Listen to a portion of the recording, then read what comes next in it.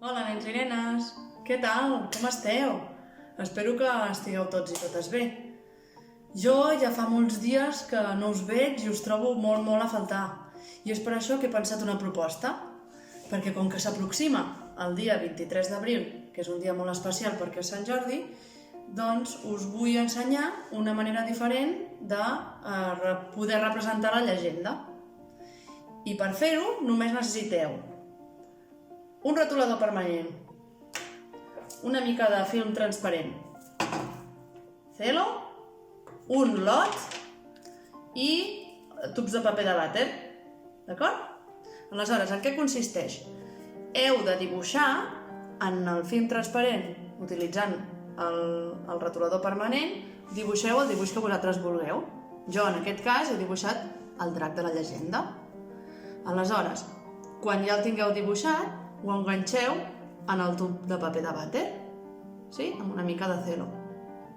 Així de senzill. Quan tingueu això, estareu preparats per començar el conte. Ara només ens queda baixar les persianes. I som-hi! Fa molts i molts anys, la gent que vivia al poble de Montblanc estava molt espantada perquè un drac pudent i mort de gana es menjava tot allò que li passava pel davant. Els veïns del poble van pensar que si cada dia donaven al drac un animal del ramat, el drac estaria tip i no li caldria menjar-se les persones. Però el drac tenia molta gana i aviat no van quedar ni ovelles, ni vaques, ni porcs, ni cabres. I també s'havien acabat els conills i les gallines. La gent del poble va decidir donar al drac pudent una noia cada dia, una noieta ben tendra i gustosa, que per sorteig seria regalada al terrible animal. Però un dia el sorteig va voler que li toqués a la filla del rei. El drac ja es llapava els bigotis. Tan bonica i tan jove devia ser, ben suculenta.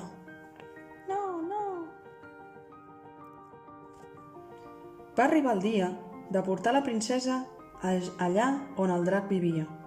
El drac es moria de gana. I es mirava la princesa amb ulls golafres, a punt per engolir la noia.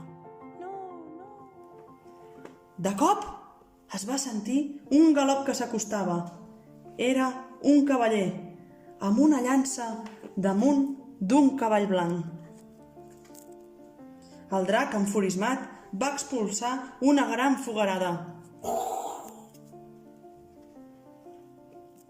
El cavaller, sense pensar-s'ho, va clavar la llança al coll del drac. El drac va caure a terra, ben mort. Qui és aquest cavaller? Es preguntava tothom. Jordi, per servir-los, va dir el noi, tot cofoi. Visca en Jordi! De la sang del drac va sortir-ne un roser, ple de roses vermelles com la mateixa sang. El cavaller Jordi va prendre'n una i va donar-la a la princesa.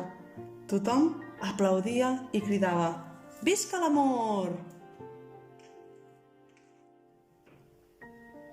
El rei va demanar al cavaller que es quedés, però en Jordi havia de marxar per continuar repartint pau i llibertat pel món. Des d'aquell dia, cada 23 d'abril, un roser ple de roses vermelles neix al lloc on va morir el drac. Visca Sant Jordi! I vet aquí un gos, i vet aquí un gat. Aquesta llegenda ja s'ha acabat. Espero que us hagi agradat. Aquesta activitat la podeu utilitzar també per fer altres representacions d'històries, de contes, de cançons. Fins i tot podeu fer volar la vostra imaginació i crear-ne de noves. Bé, jo espero poder-vos a veure aviat. Us envio un petó molt fort per vosaltres, per les vostres famílies i fins aviat. Adéu.